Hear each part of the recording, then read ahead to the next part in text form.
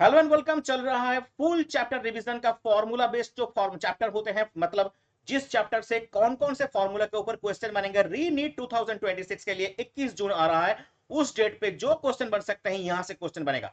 तो डेफिनेटली देखते रहिए, हमारे साथ बने रहिए। आज का जो टॉपिक हम डिस्कस करेंगे, न्यूक्लियर चैप्टर में से कौन कौन से फॉर्मूला के ऊपर क्वेश्चन बनेंगे। फुल चैप्टर रिवीजन होगा, वो भी 3 मिनट के अंदर। री नीट 2026 के लिए स्पेशली बनाया गया है। चलिए शुरू करते हैं आज का।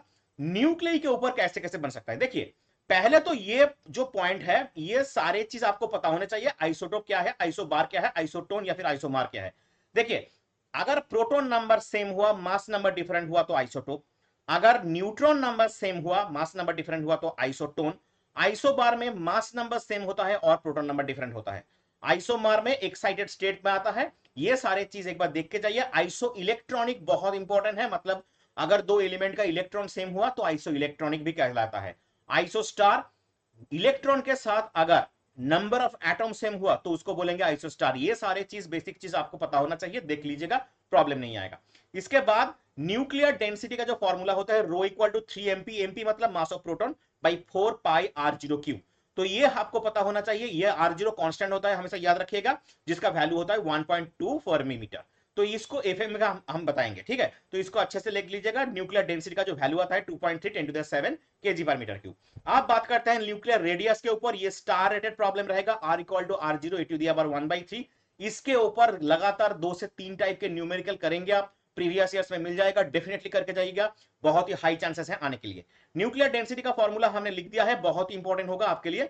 अब देखते हैं मास डिफेक्ट कैसे होता है। मास डिफेक्ट डेल्टा एम कहलाता है, जो कि एक फॉर्मूला आता है ZMP माइनस ए माइनस जेड एम एन। मतलब ये Z क्या होता है, atomic number, mass of proton MP। A minus Z मतलब न्यूट्रॉन, न्यूट्रॉन को निकालना होता है। एम एन मतलब मास ऑफ न्यूट्रॉन, और माइनस एम ऑफ न्यूक्लियस मतलब न्यूक्लियस के मास को कैसे निकालना होता है। माइनस करोगे तो क्या मिल जाएगा आपको, मास डिफेक्ट मिल जाएगा। अब मास डिफेक्ट को आप सी स्क्वायर से मल्टीप्लाई करोगे। सी स्क्वायर क्या होता है, स्पीड ऑफ लाइट। तो क्या मिलेगा आपको, बाइंडिंग एनर्जी।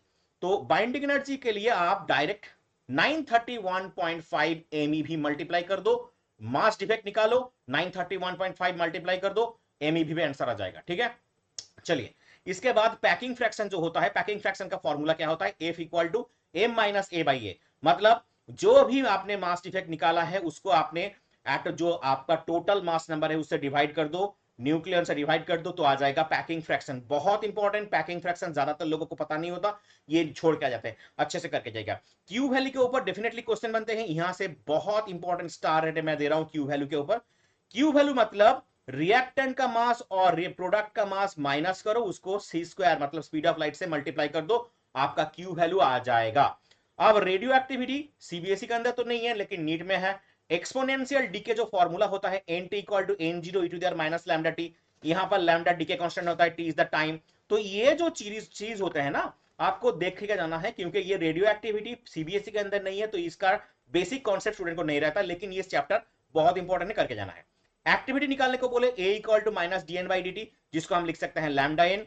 डेफिनेटली इसका फॉर्मूला बहुत इंपॉर्टेंट होगा। Half life T half equal to log N by 2, इसको हम लिख सकते हैं 0.693 बाई लैम्डा। लैम्डा डी के कांस्टेंट है, उसको भी निकालना होता है। Average life tau equal to 1 by lambda, जिसे हम लिख सकते हैं टी हाफ बाई 0.693। ये सारे पॉइंट आपको याद होना चाहिए। और ये जो इंपॉर्टेंट न्यूक्लियर कांस्टेंट है, mass of proton, mass of neutron, 1 mu equal to 1.66 into 10 to the minus 27 kg। Speed of light, इसको आप 3 भी लिख सकते हैं, 3 ही लिखिएगा क्योंकि इक्वेशन करने में आसान होगी, और ये प्लैंक्स कांस्टेंट।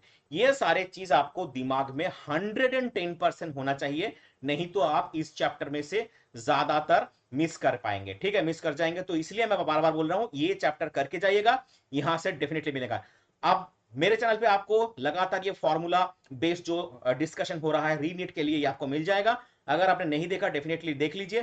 किस चैप्टर पे आपको नेक्स्ट वीडियो चाहिए, कमेंट कर दीजिए, विद इन 5 आवर्स आपको ये वीडियो मिल जाएगा।